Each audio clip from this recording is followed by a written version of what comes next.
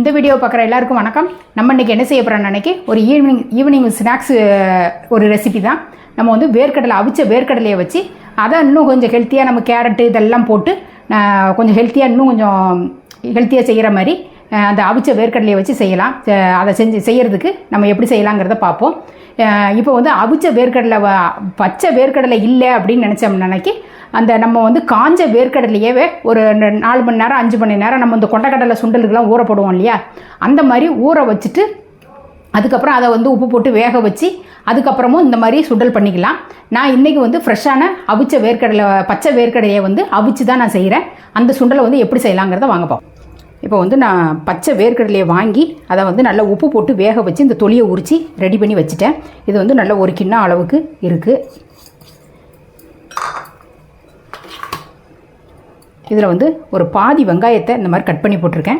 ஒரே ஒரு கேரட்டை துருவியிருக்கேன். ஒரு பாதி தக்காளி எடுத்திருக்கேன். இதை மூணுத்தையுமே உள்ளே சேர்த்துட்றேன்.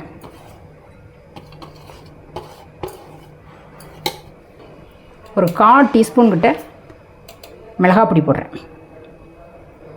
ஏற்கனவே நம்ம வேர்க்கடலையை வந்து உப்பு போட்டு அவிச்சிருக்கோம்.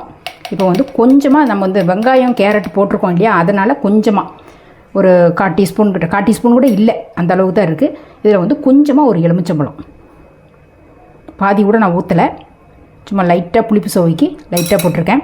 இதில் வந்து நம்ம வந்து சாட் மசாலா இருந்துச்சு அப்படின்னு சொன்னோம்னா சாட் மசாலாவும் போட்டுக்கலாம். நான் இன்றைக்கி வந்து சாட் மசாலா இல்லை, நான் வீட்டில் இருக்குதுன்னு நினச்சிட்டு இது பண்ணேன். அது ஒரு மாதிரி கெட்டுப்போன வாசனை வந்துச்சு, அதனால் நான் இன்றைக்கி போடலை. இதை வந்து நான் எப்போதுமே செய்யும்போது சாட் மசாலா போட்டு தான் செய்வேன். இன்றைக்கி வந்து நான் சாட் மசாலா போடல. நீங்கள் வந்து சாட் மசாலா போட்டு செய்யும்போது நல்லா சுண்டல் வந்து இன்னும் டேஸ்ட்டாக இருக்கும். அதுக்கப்புறம் வந்துட்டு இன்னும் வந்து மாங்காய் சீசனில் வந்து மாங்காய் கிடச்சிது அப்படின்னம்னா மாங்காவையும் சேர்த்து போட்டு செஞ்சுக்கலாம். அப்போ வந்து இன்னும் கொஞ்சம் நல்ல டேஸ்ட்டு மாங்காவோட டேஸ்ட்டு வரும்.